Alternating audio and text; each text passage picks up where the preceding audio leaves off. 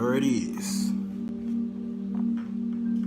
Yo, shalom, shalom. Ma shalomcha. Ani Yehuda Hayorah.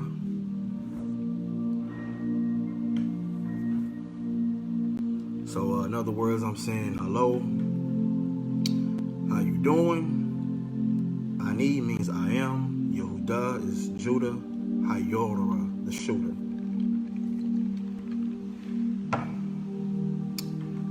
So we're about to go ahead and get it on going. You know, if you've seen my face before, if you're familiar with my name, you already know how it is. Shalom, shalom, Hebrew. Novena ben Yisrael. Jiraiah, shalom, shalom. Rahim, shalom, shalom. Hanasar, shalom, shalom. Me, shalom, shalom. Oh man, I'm all good, Hebrew. About to drop some daggers. You already know how it go, Hebrew. You already know. Hanasar, shalom. Santel, shalom, shalom, shalom. Brothers, come on in. This is about to go down. So, yeah. I see you. Obadiah Yisrael. I see you got your name in Hebrew as well. You know what I'm saying? So, shalom, shalom. Much love to you, Hebrew, my shalom chai. All right, so, about to go ahead and get started. Hebrew, shalom, shalom. So, how didn't you do the debate? Yeah, that was me, Hebrew. Yeah, that's on my, I get on, because I got 3 YouTube channels, but it's on, it's even on my Judah the Shooter channel as well. I put it on there too. Yeah, that was me, Hebrew. That was a little minute ago. It was like 2017, I want to say. So I got a few of them. Yeah, that was me, Hebrew. So, yeah, we finna go ahead and get started. I definitely want to give a special shout out to my big brothers, Mosh and Judah. Shalom, Hebrews. I love y'all indeed and in truth. So we finna go ahead and get it started. Real quick. Let me turn this around real quick. After this lesson, you're definitely gonna want to watch this lesson I did right here too on my Judah Shooter channel, 1 Corinthians 7:2, his own wife. And after that one, definitely watch that one too, concubine versus concubines. And after that one, watch this one. Me and my big brothers did that one. And then that one is a good one too. I actually got that on in this group as well. Make submission great again. I'm gonna be doing a lot more lessons in Hebrew and in English. So yeah, that can be found here, Judah the Shooter channel. All right, so I did something special for y'all today. So for the first time, I actually we're going to be going over a lesson that I actually typed out. All right, so hopefully y'all can bear along with me and follow along with me. We won't be going too fast. And this is going to be going over the misconceptions about Exodus chapter 21. I actually went over this before.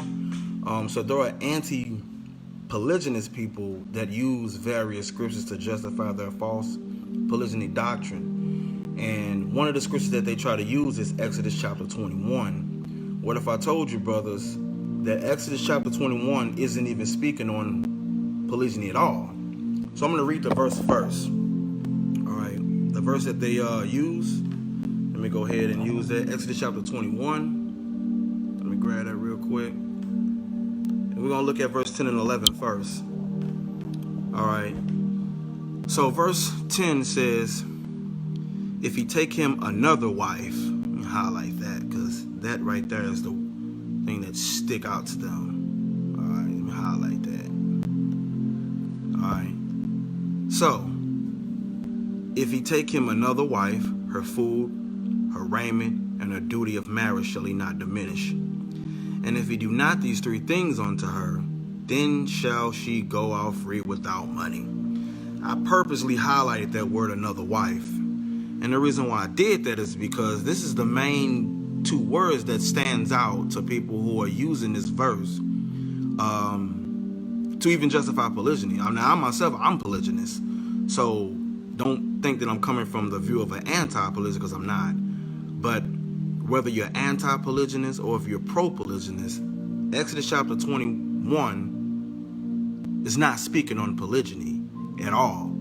So we have to stop using this verse because this verse is being taken totally out of context, and we're going to get to that.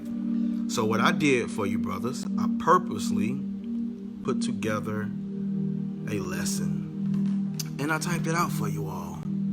All right, so I want you all to follow along, because it's about to go down. We're going to be reading from Exodus chapter 21, and we're going to look at verses 1 through 11. All right, so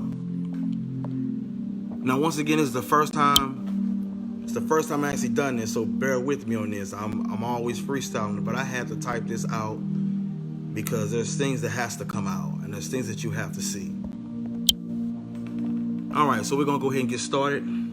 So what I have here is, wait 1 second, guys. 1 second. 1 second. All right. So therefore you can follow along. So I say here, Exodus 21 verse 1 through 11 is not speaking on polygyny, brothers and sisters. So let's stop teaching this false doctrine. That's what I have there.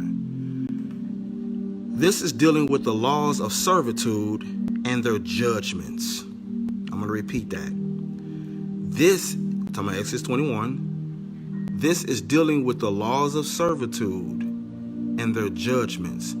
Ask yourself, do you have a manservant or a maidservant, aka servant slave?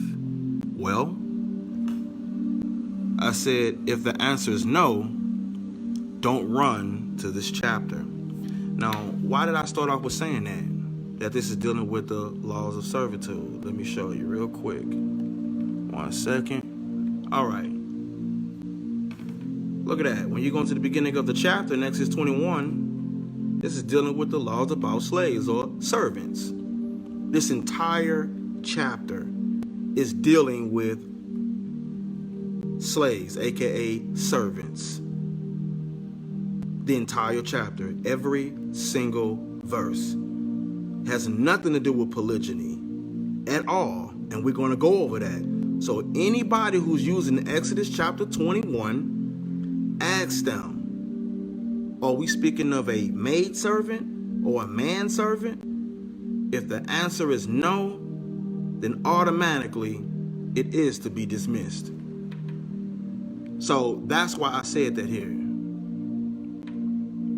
When I said that this is dealing with the laws of servitude and their judgments. And that's why I said, ask yourself, do you have a manservant or a maidservant, aka servant slave? And I said, well, if the answer is no, do not run to this chapter.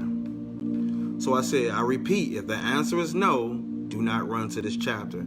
I said, if the woman itself, all right, isn't a woman who isn't a virgin, do not run to this chapter. I said, if you are not a master, aka your boss, in other words, or a boss, who has servants to work 6 years for you, and in the 7th year, you will release them, do not use this chapter. This chapter has nothing to do with polygyny. Has nothing to do with it. All right? So keep that in mind when we go over this chapter. It has nothing to do with polygyny at all. Not one single verse. Let that sink in. The next thing I said is, do you have a maidservant that the father sold to you? Do you guys? If the answer is no, do not run to this chapter. Do you have a judge to go to if the manservant wants to work with you forever? If the answer is no, do not run to this chapter. Also, this women in this chapter was virgins. The woman you have isn't. So do not run to this chapter at all. But let's continue. All right. Exodus chapter 21. We're going to start in verse 1. All right.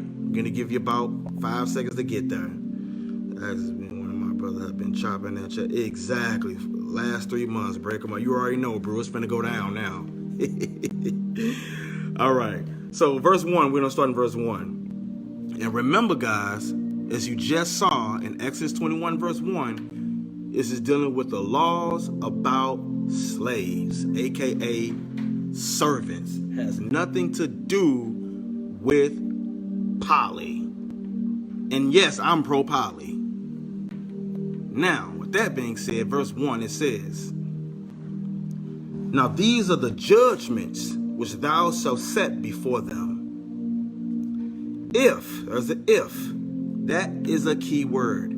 If you buy a Hebrew servant, if 6 years he shall serve, and in the 7th year he shall go out free for nothing. Now, notice it said he should go out free for nothing. Sounds a little familiar because when we finally get down to verse 11, when it says she shall go out free without money.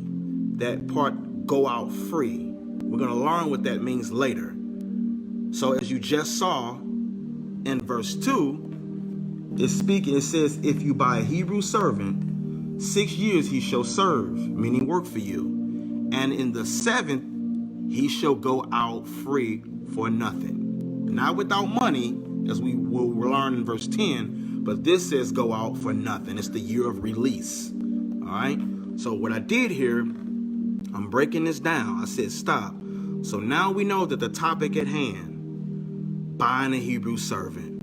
And in the 7th year, this servant can go out free for nothing. The laws of servitude is what this is speaking on. Let's keep reading and see what else it said about the Hebrew servant. Keep this in mind, because this entire chapter is dealing with the laws of servitude, not polygyny at any time. Any time. Now, before we get started, let's look up the Hebrew word for servant. Let's do that. So here we go. We're going to look that up here. That's the first thing I said do. I'm sorry. So this word here is the Hebrew word aved or obed. Let's click on it. Aved. See that? Now anybody know Hebrew know that the vet and the bet is interchangeable. It can make a B or a V sound. So it's the word abed or aved. So that word servant, it says a servant, bondage, bondman, bond, servant, manservant. All right? In a nutshell, this is dealing with, again, the laws of servitude. That's the first thing I said do. Look that word up. Now we're going to verse 3. Let's see what else it says about this manservant or this servant. It says, if he, talking about the manservant, came in by himself, he shall go out. Hold on, wait a minute. Zoom in. Okay. He shall go out by himself. If he were married, then his wife shall go out with him. So I put here. So, if the servant had, I meant to put a wife while being a servant to his master. That's an if. It says he and his wife can go out together when his servitude is over. Now ask yourself, why would someone buy a Hebrew servant? Why would they do that? Why would someone have to be bought or sold? Think about it. Clearly because they were what? Poor. Prime example, Deuteronomy chapter 15, verse 12 through 15 is an example. We're going to read this and then we're going to pick back where we left off at, showing you why someone would have had a servant in the first place. All right. Now, matter of fact, before we do, just like, for example, in the 10 Commandments, not in Exodus 21, but the chapter before that, Exodus chapter 20, and we'll read verse 17. I'm sorry, I'm tripping. Verse 10. When it talks about the Sabbath, because it says, but the 7th day is the Sabbath of the Lord your God. In it you should not do any work, you nor your son nor your daughter nor your what? Manservant, nor your maid servant. See that? Nor thy cattle, nor thy strangers within your settlements or your gates. So just to let you know, we had laws of servitude. All right? So now with that being said, Deuteronomy chapter 15. Let's go ahead and get that. All right, it says, for the portion of a cease out of the land, therefore I command thee, saying, thou shalt open thy hand wide unto thy brother, to thy poor, and to thy needy in your land. And if your brother, a Hebrew man or a Hebrew woman, be sold unto you and serve thee 6 years. See that?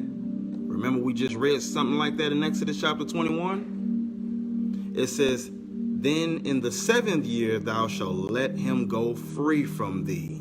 He was able to go away what? Free. He was able to go away for free. And I said, stop. See that? Sounds like Exodus 21, 1 through 2. When you became poor, you could sell yourself as a servant. And in the 7th year, they had to let you go scot-free. Keep reading. It says, and when thou sendest him, talking about the servant, out free from thee, thou shalt not let him go away empty. So I said, see this? When they were let go free, they didn't leave empty-handed either. Verse 14, it says, thou shalt furnish him liberally out of thy flock and out of thy floor and out of thy winepress, of that which the Lord your God hath blessed thee, thou shalt give unto him. So when the poor man was to be set free, he had to be hooked up, taken care of, in other words. Couldn't just let him go away empty-handed. That's what I said. I said even the children of Israel didn't leave out empty-handed. And I used Exodus 12, verse 35. I said they left out of Egypt with silver and with gold and raiment and anything that they required. But anyway, verse 15, Deuteronomy 15:15, it says, and thou shalt remember that thou was a bondman in the land of Egypt, and the Lord your God redeemed thee. Therefore I command thee this thing today. This is plain and simple. Now let's get back to this. Remember, a servant has what? Masters, meaning someone whom they work for, right? Of course. So let's see what else it said about the servant's master. Keep this in mind because this is the topic at hand the entire time. This is speaking on the laws of servants. Let's go back to Exodus 21 and verse 4 and pick up where we left off.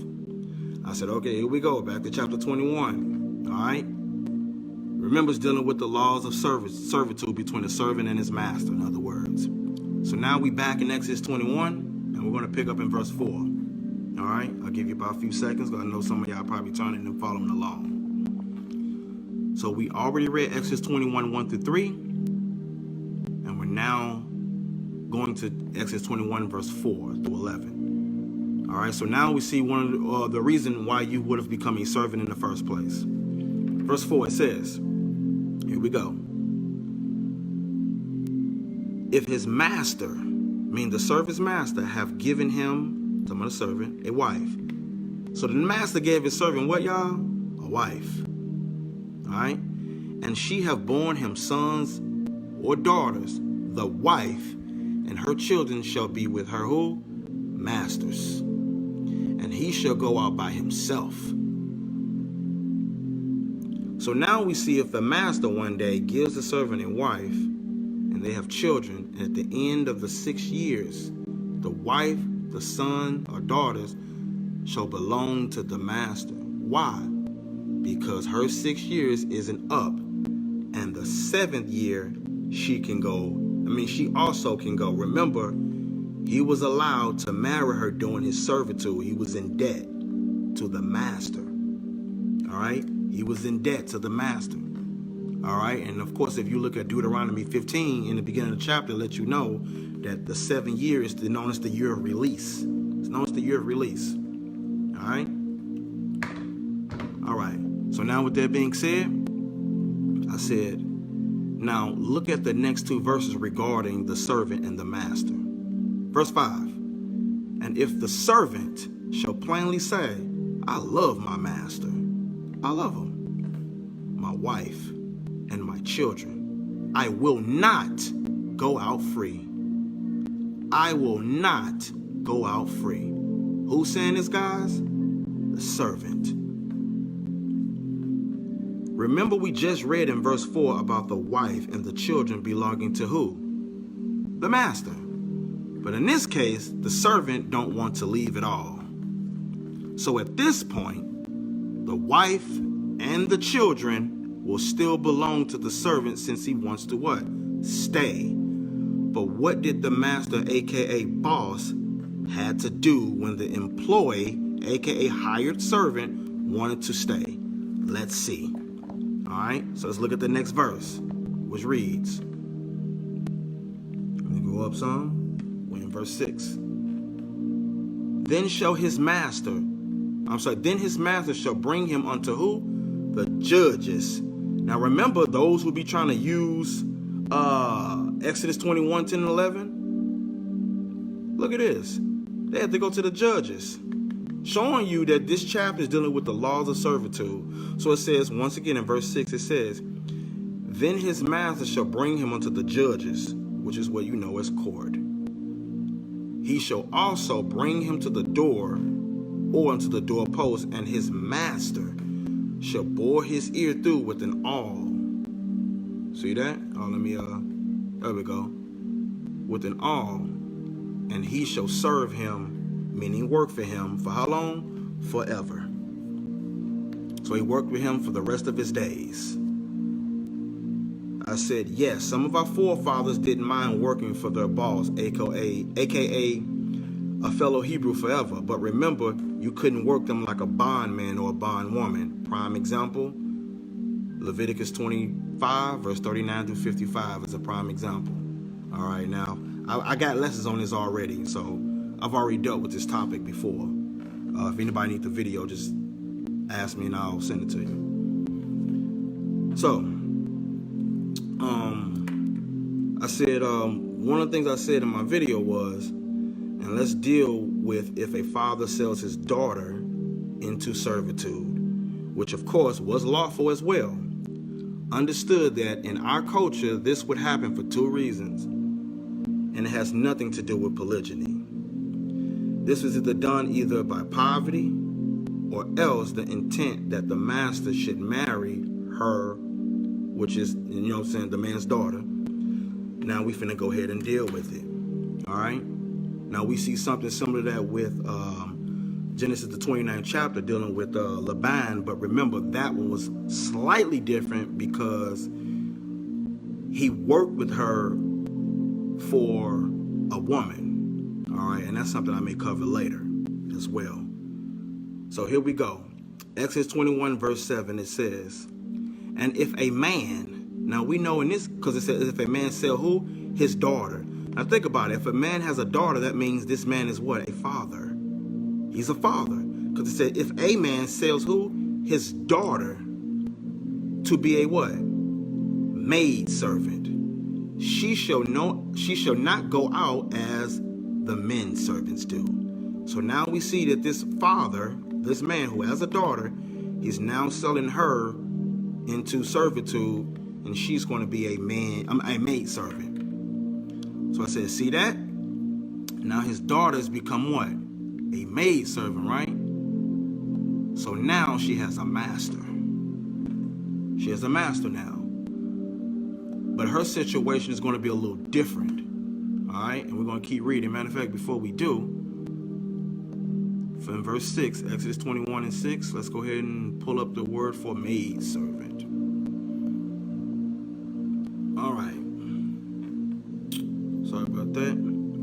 7. When it says here, and if a man sell his daughter to be a maid servant, let's click that up. All right. So word ama. See that? A maid servant or a female slave. All All right, now pay attention, because this is the context that we're going to be reading when we finally get down to that verse 10 and 11 that people are trying to use this as an excuse. They said, oh, well, you know, if he have more than one wife. No, this is talking about a female slave, bondmaid, a woman, maid, servant. That's what this is dealing with. All right. So men and women got to stop using Exodus 21, because it has nothing to do with polygyny at all. The chapter has nothing to do with it. So when the topic of polygyny comes up, no one, the man or the woman, needs to even go nowhere into Exodus chapter 21, unless it is established that the man is now a master. He is hiring maid servants for 6 years, and he's letting them go, and they're living up under his authority and his care. Maid servant, manservant. That's what we're talking about here. Of a family who's poor. Alright? So with that being said, so as I already said in Exodus 21 and 7, and if a man sell his daughter be a maid servant, she should go out. She should not go out. That's the key word. Go out. How is she able to go out? Huh? She should not go out. As who? The men servants do. And let's find out why. Because they were able to go out. The men servant was able to go out a certain way, but not the maid servant. She had to stay. We're going to find out why later. Alright?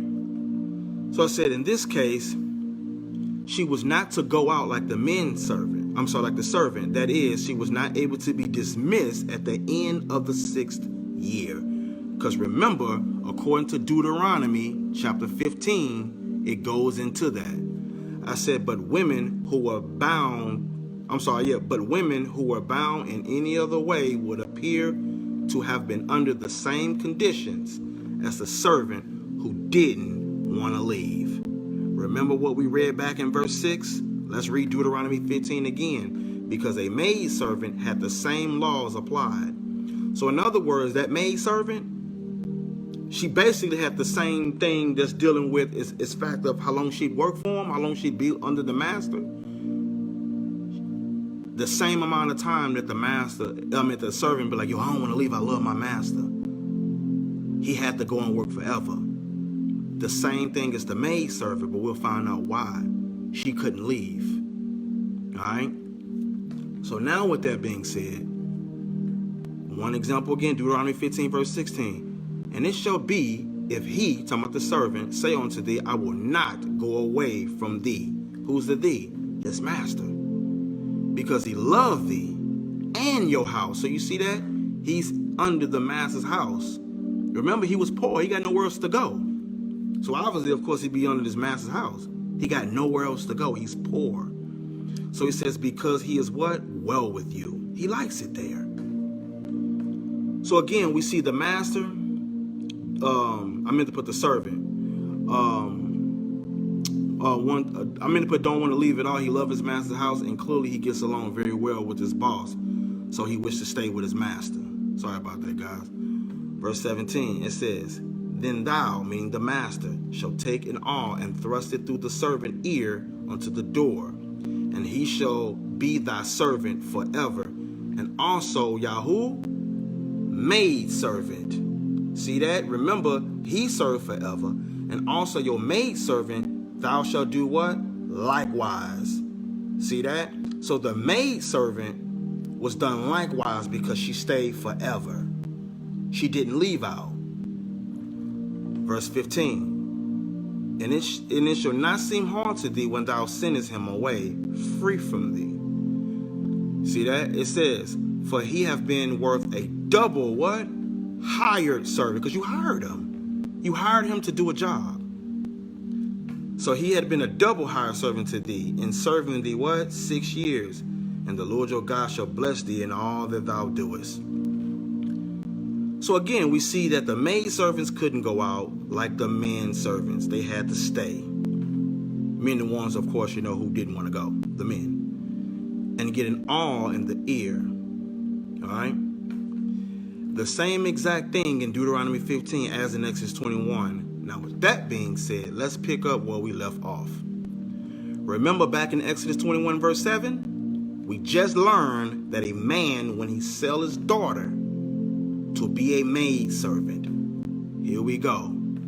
And if a man sell his daughter to be a maidservant, she shall not go out as, meaning like, the men servants do. So I said first, let's look up that word for sell. Let's look that word sell up in verse 7, that word sell, in the Strong's Concordance in this verse. So guys, look up the word for sell. All right, it's the word mechar, as we see here. Mechar. So it says to sell, that is as merchandise, a daughter in what, guys? Marriage, into what? Slavery, or figuratively to surrender at all, sell away, a seller herself. In the Blue Letter Bible it says, let me zoom up some more. This is what this one says. It's H4376. A primitive root to sell, literally as merchandise, a daughter in marriage into slavery. See that? So the same thing. So this, matter of fact, look, let me show you. Exodus 21 verse 7 real quick for the non-believers. And if a man sell, here's the word for sell. Boom. Going down. It's the word machar. See that? You see it right there. That's what it says right there. All right? So now we're dealing with purchases, selling. All right? That's what we're dealing with here. A purchase deal. All right? So this lets us know that she, remember in verse 7, that daughter, was being sold as a daughter in marriage, as a maid, virgin, servant. Yes, I said she was a virgin. She didn't belong to nobody else, obviously. Equal, aka worker. This lets us know that the master and the father had a contract, an agreement between them both. How do we know this? Because a purchase was made. What's the agreement? That is very important to understand. If the father sold his daughter to be a maidservant whom he was to marry her, of course. So she, being a maidservant, had to stay there unless she didn't please the master. Now remember, we had learned earlier that the maidservant had to stay, but there was a stipulation if she didn't please the master, and we're going to talk about this. And he didn't lay with her. That's another key thing. Now let's see what it says about the maidservant who was sold and the master. Remember, this isn't speaking on polygyny or anything that people make it seem like it's speaking on. This chapter is only dealing with the laws of servitude, aka hired slaves, aka servants, workers, not polygyny. So stop doing that. Remember, this verse says if she was sold to be a maidservant. Remember we read that back in verse 7? See that? And remember back in verse 7 again? That's the verse I'm speaking about. And if a man sell his daughter to be a maidservant, that's what I'm talking about right here. All right? Now for the word maidservant, we already looked it up earlier. It's the word amah. Primitive root word, a maidservant, a female slave, bondwoman, maid. So now that leaves us with verse 8. So in Exodus 21, we're no longer in verse 7, we're in verse 8. Pay very close attention because we just learned in verse 7 that the father sold this woman to be a maidservant. That woman was supposed to marry the master. But the master did something. He didn't want her. Watch this, verse 8. And if she, talking about the maidservant, so if she pleased not her master, all right? She didn't please her master, who hath betrothed, meaning engaged her to himself. See that? Now we see the master got engaged to this maidservant, but she didn't please him. Let's keep reading. Matter of fact, no. Let's look that word up for please in this verse, because there's something that English readers miss. because when reading this in Hebrew, I see that this woman was bad, evil. She was wicked. Let's look that word up. All right, he was the word ra'ah. All right, so when you see that word ra'ah, right here, remember it said, if she please not her master, we're looking at the word please. It says ra'ah. She was bad, evil, naturally or morally. This includes the second feminine form. Matter of fact, here we go. Adversity, affliction, bad, calamity, displease, or displeasure, distress, evil. See that? So now we see that this woman was clearly wicked. All right? So this maid servant who was sold by her father was wicked to the master. That is what is expressed in the Hebrew text. So for example, Exodus 21 verse 8, if she please not the master, remember right here, if she please not, look at this word please. We're going down here. She was bad. She was evil. As I just got done showing you. Okay? The woman was evil. Alright? So now, let's go back. I showed you what I just read there. I'm not lying to you. So that's what I put here. So this maidservant who was sold by her father was wicked to the master. This is what is being expressed in the Hebrew text. So at this point, the Bible then gives instructions on how this could work. If she was, means she was bad, because clearly the master don't want to deal with her anymore. Then shall he let her, this is when you read the next verse, the scripture in Exodus 21:8 says the next part. It says here, back into your Bibles, guys. The Bible also says, then shall he let her, which is who? The betrothed maidservant, be redeemed. Be redeemed. See that? She was able to be redeemed. So whatever reason he wanted to let this woman go, you had to let her be bought out of her servitude. All right? For whatever reason, he wanted to let her go. Remember, she was sold to the father. They obviously had a contract. She ended up being evil. He didn't want her. And now he is now selling her off again. He broke the contract with the father, obviously. Looks like he lied. He didn't fulfill his end of the bargain, which we're going to learn later. Said, how do we know this? Because let's look that word redeemed up. So for the word redeem, here, it says to serve it, that is ransom, that is to release, preserve at all, deliver it, by any means ransom, that is let be, redeem, rescue, surely. So in other words, she was let go. It says, and I said, read on. So we back in the Bible. So he said, let her be redeemed to what? To sell. Remember we looked that word sell up earlier? To sell her unto a strange nation. And he shall have no power, meaning dominion over her. Why? Because remember, he sold her away. So at that point, it's a breach of contract now. So that would mean why he got no power over her anymore in this contract. Think about it. Why not would a master have power over a woman in this case?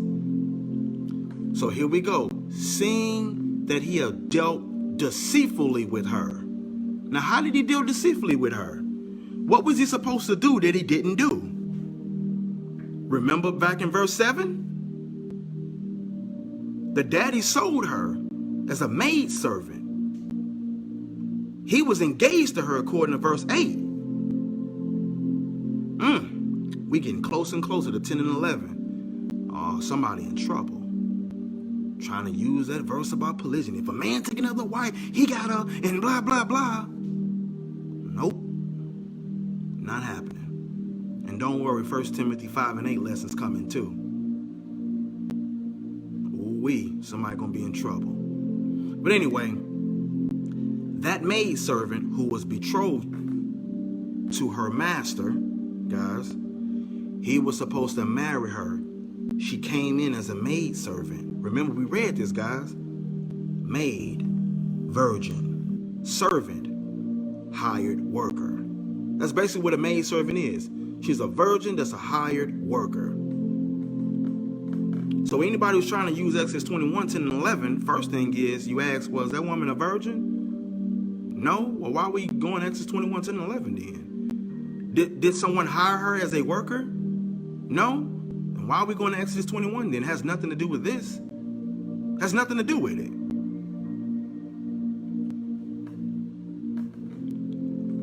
But she was betrothed to him. Who's the him? The master. So clearly we see that the master did not complete the marriage as he promised the father. Because remember, the daddy sold him. Obviously, there was a contract. So you had to let this maidservant be redeemed or released. You couldn't just sell her off to somebody else. You had to let someone buy her out of that servitude. That's basically what we read. Because he dealt deceitfully with this maidservant who was betrothed to him. And he didn't want to fulfill his end of the contract, aka agreement, because she was a poor woman who was sold to him as a maidservant by who? Her father. And was betrothed to the master. Let's continue. We reading that verse again. We are here. If she pleased not her master. So in other words, that means if she was evil in the master's sight, in other words. And he has no liking of her and love her, not agreeable in person, temper, or conduct, so that he does not choose to make her his wife, who have betrothed her to him, but not completing the marriage as he promised when he bought her, or at least give a reason to expect that he would. Understand what is going on in this chapter. He dealt deceitfully in this because he was supposed to take her as his wife. He didn't complete the marriage. He didn't have sex with her. He didn't consummate it. From a historical aspect, one may know that the Hebrew handmaid might not be sold, but to the one who laid himself under the obligation to espouse her to himself or his son. Hope y'all paying attention. When she was fit to be betrothed, he ought to espouse her and take her to his wife for the money of her purchase, which is the money of espousals. So clearly, he got betrothed to this woman who he didn't complete the obligation of the contract that he agreed when he purchased her as a maidservant from the father, which he purchased her from the father. This is also clear that the master who purchased this maidservant, who was engaged to him, didn't have sex with her at all. All he did, all right, so I says, but didn't want to go all the way with it. That wasn't right. Remember, at this point, according to the law, he had to fulfill the agreement on the laws of a servant because she was sold as a maidservant that got engaged to him. We also know that according to Deuteronomy 22nd chapter, verse 23 and 24, when you betrothed, no one else can touch that woman unless they would be sin. And you already know they got stoned. So since she is able to be given to someone else, aka sold as a maidservant wife to someone else, we know that the master didn't touch her. Also, another clue, we know he didn't lie with her or didn't have sex with her or to perform his duty of marriage to her, as we'll read later. All right, we know he didn't lie with her after they was betrothed. There is a law on this. Watch this. Exodus 22 and 16. And if a man entice, means seduce a virgin that is not betrothed, meaning engaged, and lie with her or sex with her, he shall surely endow her, meaning bargain for a price, to be his wife. At this point, he need to endow, it's the word mohar. He didn't have to do that. Matter of fact, let me show you that real quick. In Exodus 22 and 16, let me grab that right quick. Exodus 22 and 16, let's look that word up for endow. Exodus 22 and 16. When it says, and if a man entice a maid that is not betrothed and lie with her, he shall surely endow. What's that word endow means?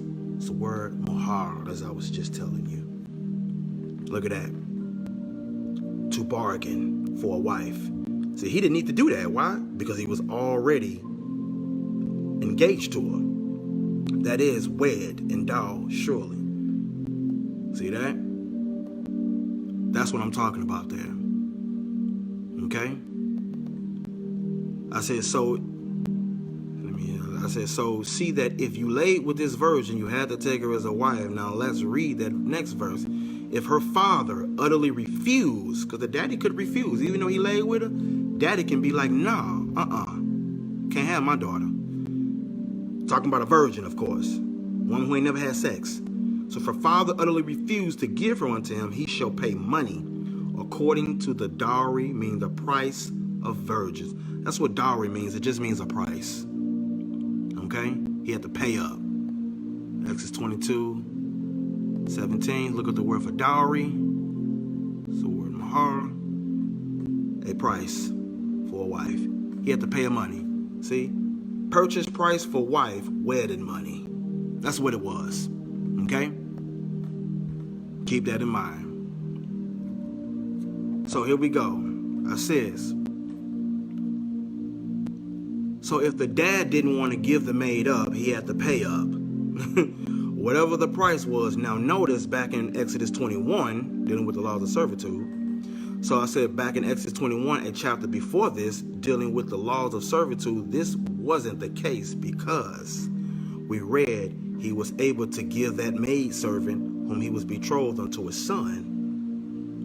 Now he had to deal with her as his very own daughter, as we're about to see. So now we're about to see that the woman who was sold as a maidservant who got engaged to this master, she didn't please him, she was evil, and now he's going to sell her to his son now at this point. She didn't please him. That means he dealt deceitfully with her. He was supposed to marry her, but he didn't. He didn't fulfill his end of the contract. That was a lie. The daddy and the master had a deal, and he broke the deal because he did not take her as a maidservant wife. So I said, now let's go back to where we left off, and let's see what else he did about this woman, because we're still on her and the laws of servitude. We're still on the topic of this betrothed woman or this betrothed maidservant. Now remember verse 8 said, if she pleased not her master, because remember she was wicked, who hath betrothed unto himself, then shall he let her be redeemed, meaning set free, or bought out of her servitude. To sell her unto a strange nation, he shall have no power, seeing that he dealt deceitfully with her. Deceitfully means what? He lied, right? There was a lie that had something to do with her. What was the lie? Clearly it says he had dealt deceitfully with her. He was not fulfilling his promise made to her father when he sold the maidservant to him, his daughter. The master refused to betroth and marry her. He was supposed to. He didn't fulfill his duty of marriage. He didn't fulfill his duty of marriage. He didn't fulfill his duty of marriage. Obligation. She wasn't pleasing in his eyes. Now let's see what he could do with this maidservant that he didn't want anymore. Exodus 21 verse 9. Hopefully y'all been paying attention and seeing this has nothing to do with polygyny. And if he, meaning the master, have betrothed her, which is that maidservant, remember, who was sold, to who? Him. All right? So again, it says, and if he have betrothed her, the maidservant, unto who? His son.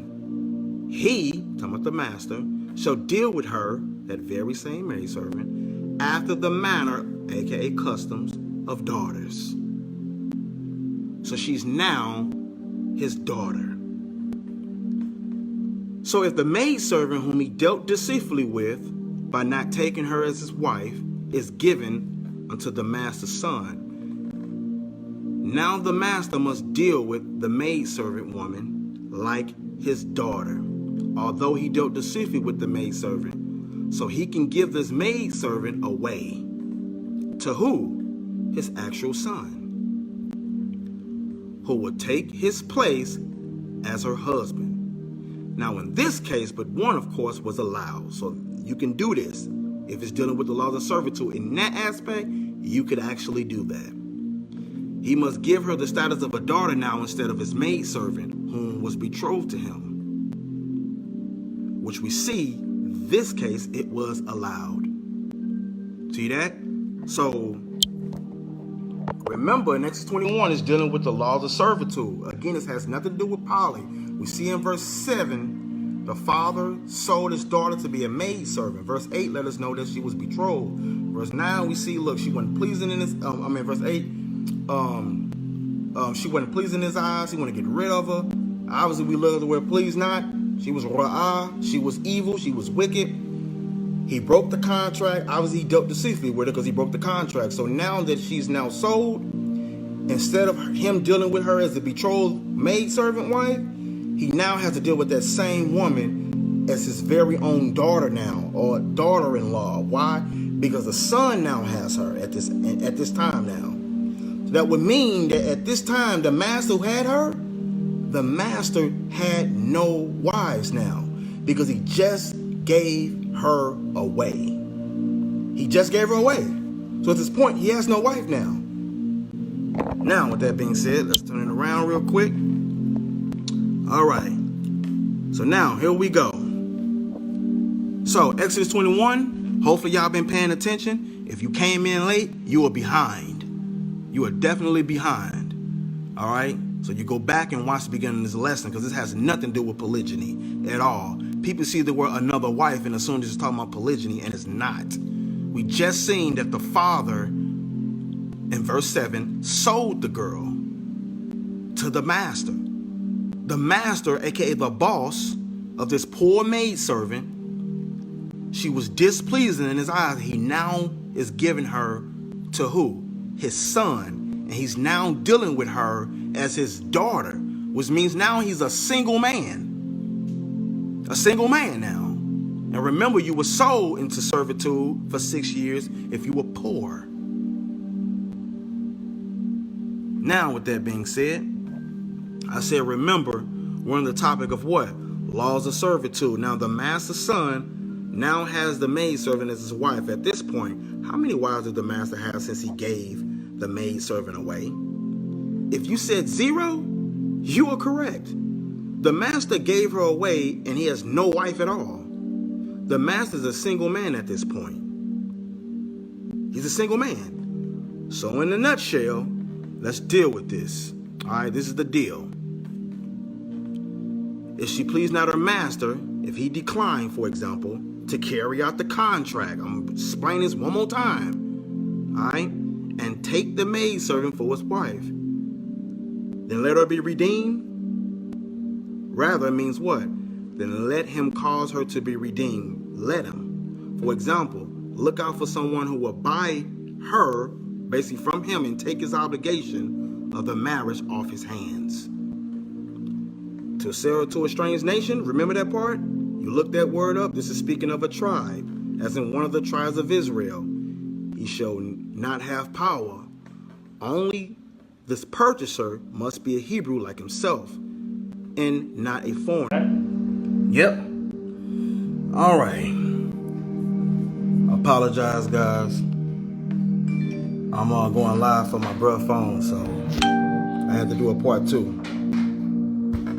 All right, so I'll give it a few seconds there. Let everybody come on in real quick.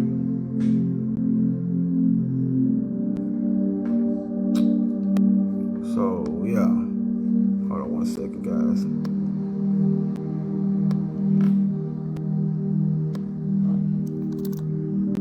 One second, guys.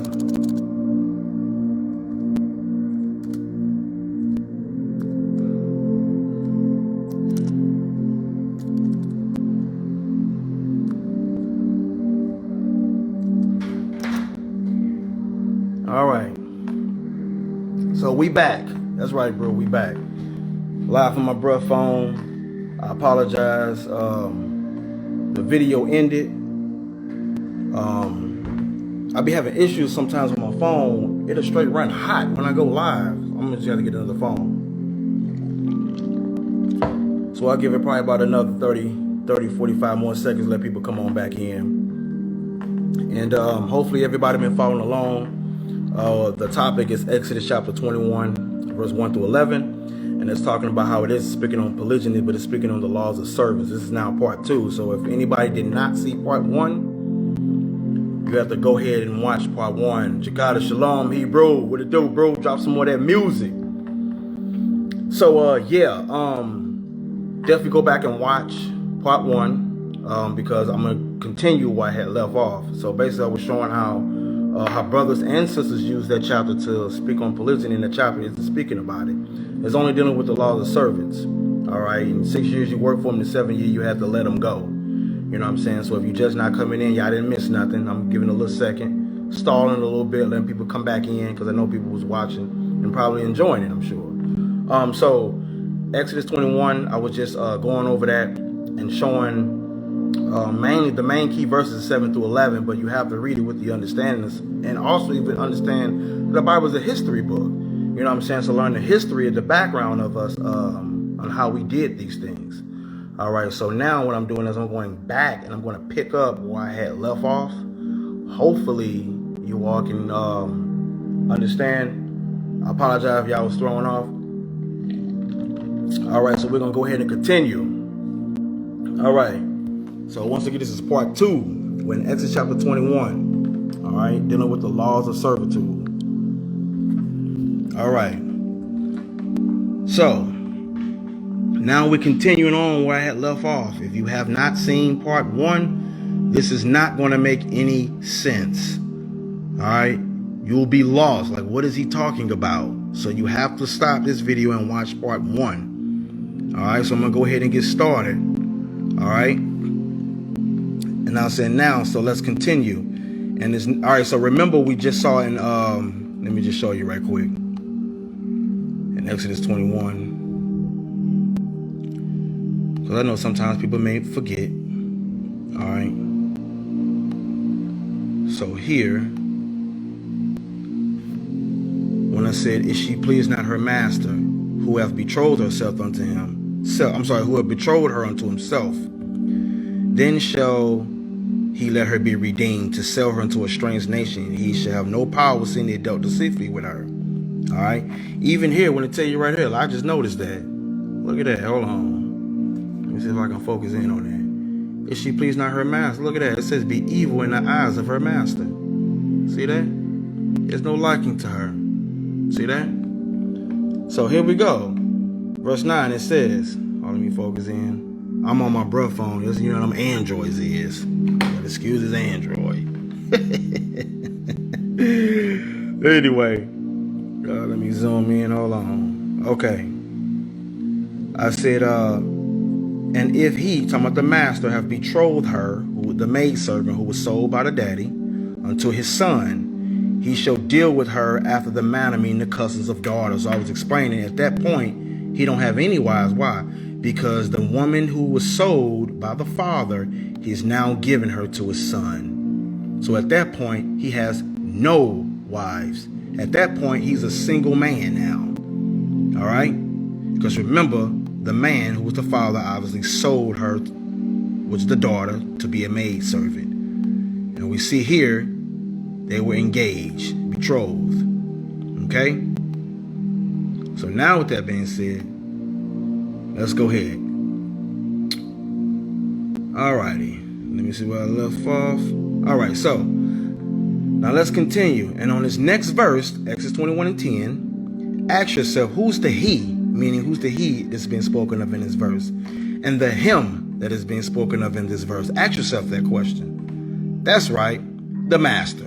Remember, he gave the maidservant whom he dealt deceitful. Hold on, I gotta zoom in. Sorry about that, guys.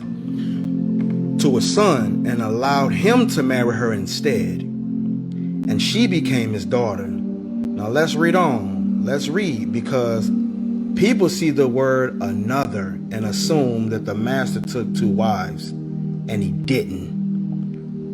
Once again, because I gotta keep zooming in. I apologize, y'all. I said because people see the word another and assume the master took 2 wives, and he didn't. He gave the first maidservant to who? His son.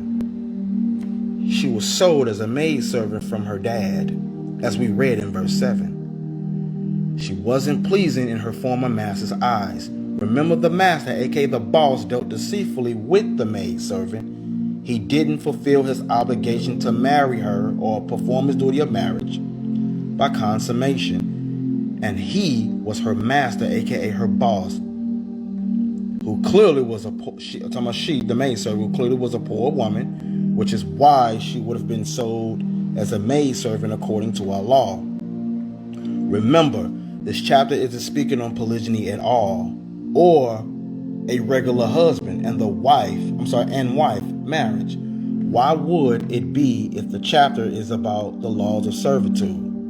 Why would it be about that? Makes no sense. But it does make sense to keep every verse in proper context. Also remember, this woman who was a maidservant didn't have used vagina. This woman was a virgin, not a woman who has already been with other men. Because if that was the case, at the very least, she wouldn't have been bought out of her contract of servitude. But let's continue. Hopefully y'all following along. Now we're in verse 10. If he, talking about the master, take him another wife, which was of course maidservant, her food, her raiment, and her duty of marriage, which is sexual cohabitation, sex. Because remember, he didn't do that with the last woman. She was displeased and he sold it to the son. It says shall he, talking about the master, shall not diminish, meaning take it away, which is going to be key later. That word there. But anyway, so did you see? The master had no maidservants. He gave his first maidservant away to his son, who married her. That same maidservant is now his daughter. So the son now has her, the one who was sold, the first one. To those who think this verse is speaking on polygyny, I asked them, are you saying that he and his son was married to her at the same time? They were sharing a wife? Both laying with her? That's a question that has to be asked.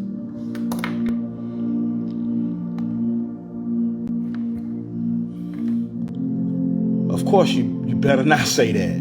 So now we see the master took another maidservant wife. Just because you see the word another, it don't mean two. That's like me saying, here we go again, let me zoom in. That's like me saying I wrecked my car and I sold that car to my son and got another one. How many cars I have? One. Or I broke my pencil and I gave it to my son and I got another one. Sorry about that, y'all. How many pencils I have? Or I didn't like the house I was in. It didn't please me, so I gave the house to my son to purchase. And I got another one. How many houses do I have? How many homes do I have? Well, in this case, the master had a maidservant. She wasn't pleasing in his eyes. He gave it to his son, and he got another one. That's what happened, guys. He got another one. He got another one. How many wives do we have? One wife, who was a virgin, who was a maidservant. He was the master. She worked for him. Obviously, of course, sold by the father. And his wife, another maidservant, period. This verse ain't even speaking about polygyny, but the laws of service. So I'm here. So if the master took him another maidservant to as a wife, remember the maidservant was sold by the fathers. This woman came to work and eventually married. We're talking about one who was poor, came to work for a master, poor, had nothing whatsoever, a hired servant wife, which makes perfect sense if you was a maidservant and was poor and was sold, being sold into servitude. It's saying that he shall not take it away, aka withhold it from her. Remember, the maidservant was poor and her family was poor in the first place. He can't take it away. Think about something. All right? If you poor and living with your boss, who you was working for, who was the boss, who you was betrothed to, think about it. Did he purchase the maidservant work for anyone else? No, it was from her. So this makes perfect sense. She couldn't go anywhere else and work. Remember, she's in contract with him. She worked for him, in contract and obligated to him, betrothed to him. She was bought with money by him. But what happens if the maidservant who was under contract didn't get these things? The food, the clothes, and of course the consummation of marriage. And he dealt deceitfully with her. I mean, he broke the contract with the father, obviously. Verse 11, and if he, talking about the master, do not these three unto her, who's the her? The next maidservant. Then shall she what? Go out free. Remember we talked about that earlier, that go out free part? Without money, meaning for a price. That's key. I said first, notice that word free. What does that mean? What does that mean? It says a gratis, that is devoid of cost, reason of or advantage, without cost, wages. Oh, that's a key word. Wages. To cost nothing, innocent, for nothing, in vain. I said, so notice, this is still dealing with what, y'all? A purchase. But we see wages, a cost was on the table. So you see that? The master purchased this woman as a maidservant from the father, was engaged to this woman. But he didn't want to deal with her as he was supposed to do. She was displeasing in his eyes.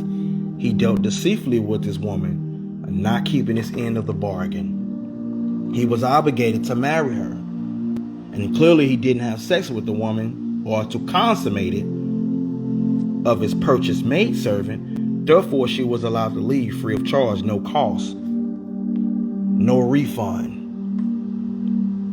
Without what? That verse also says without money. Without money. Now, without money, ask yourself the first question. Hold on one second. I had a call. Sorry about that, guys. All right. Hold on one second. One second. All right. So now, where we at? Oh, here we go. I was saying, ask yourself the first question. I was saying, if this was about him being what you call today a bum and not being able to take care of the woman, as some of these wicked women or even some of these brothers would imply, or since they want to twist the scripture, laughing out loud, this is not what they think this is saying. So when they pull this verse, one of the questions I ask is, then why did it show clearly he still had money? Where he get the money from? He has money, and it shows here. So what is this saying here without money? If she didn't, why would she say leave without money? Why would it say leave without money? Who had the money? The master. Because it mentioned her. So who had money? Anywho, what does this mean? What people don't know is this maidservant wife, who the master has, can leave if she wants. Not to be retained as a maidservant wife, but she shall go to her father's ones who sold her back in verse 7. Remember the father sold her, right? Fathers would sell them, or sold to someone else of another tribe. She is now a free woman capable of contracting in marriage, meaning she is his maidservant. So for example, in Exodus 21, verse 11, it says here, this part here, she should go out free without money. Even tell you right here. Look at that. That part right there, it says, be dismissed from her servitude and not obligated to pay anything for her freedom. See that? That's basically what they're saying right there. That's what they're saying right there. She's able to be bought out of her servitude. That's what is being said there. All right? Hopefully somebody's understanding this. Understand that? So at that point, this again has nothing to do with polygyny. This is dealing with a maid servant wife. It's dealing with her being dismissed from her servitude as a paid maid servant. That's it. And not obligated to anything for her freedom. That's basically what this is dealing with. Has nothing to do with what people's trying to make it seem like it has to do with. So ask yourself, when those who are using Exodus 21, ask them, are we dealing with a master and a maid servant? If not, why are we using this scripture? Exodus 21, the entire chapter is not dealing with monogamy or polygyny in the sense of a regular marriage. It's dealing with the case of a law, the laws of slaves, the laws of servitude. That's what this chapter is dealing with. So, this maidservant wife, who the master has, can leave if she wants. She shall not be retained as a maidservant wife, but she shall return to her father at once, who sold her, back in verse 7, or sold to someone else of another tribe that is now a free woman, capable of contracting in marriage as a maidservant. She can be bought out of her servitude. Remember, these maidservants were sold by the fathers to the masters. Once again, the maidservants' fathers, these wasn't maidservants who sold themselves. The fathers sold them. And when it says without money, when it said that, this means without the father being called upon to refund any portion of the money for which he sold her, as we read earlier back in verse 7. See that? Or her being dismissed out of her servitude, maidservant, and not obligated to pay anything for her freedom to a former master, seeing that he was her boss, she was her employee. Remember, she came in as a maidservant and she was poor. This is why one would have been sold in the first place. The woman who was the maidservant, aka female slave, and aka female worker, clearly living with her father, who gave her away to the master, aka the boss. This woman was clearly a virgin. Yes, I said virgin. Clearly money was involved on the table from the father to the master. This is for laws of servitude only. The laws of servitude only. So that's the long story short, and it also shows the importance in coming to the understanding our Hebraic culture. Understand that. People are using the Western mindset and taking this out of context. And that's why I say, remember, the men servants, when they was done working for their masters, they was let go free as well. They was coming out of their debt. And we see as the maidservant was a little different if their father sold them as a maidservant and they got married to their masters and the masters didn't want them. This has nothing to do with slavery and the white man. You already know, did to us. I did a lesson on that too. This has nothing to do with the white man having a certain amount of money to do polygyny. In fact, this chapter that deals with the laws of servitude had nothing to do with polygyny at all. The master did not even have two wives, nowhere in this chapter at all. So this is why I also tell men, stop using this verse to justify poly, and women, stop using this verse to say that a man can't have more than one wife if he don't do this, or women, you can leave your husband if he ain't doing that at all. Stop doing that. So, Exodus 21. One second. And if he do not these three things, just go off free. Look at that word free. She was able to go off free. Look at that. No cost, wages to cost nothing. Why was she able to go off free? Huh? That says chinam. So dealing with this in verse 11, when it says, and if he do not these three things unto her, then shall she go out free. That word free, once again, let's click on it again. Let's scroll down. That's dealing with cost. Why is there money on the table? Because she was what, y'all? purchased as a maid servant. And it says free without money. Ask people those questions. Why does it say she can go out free without money?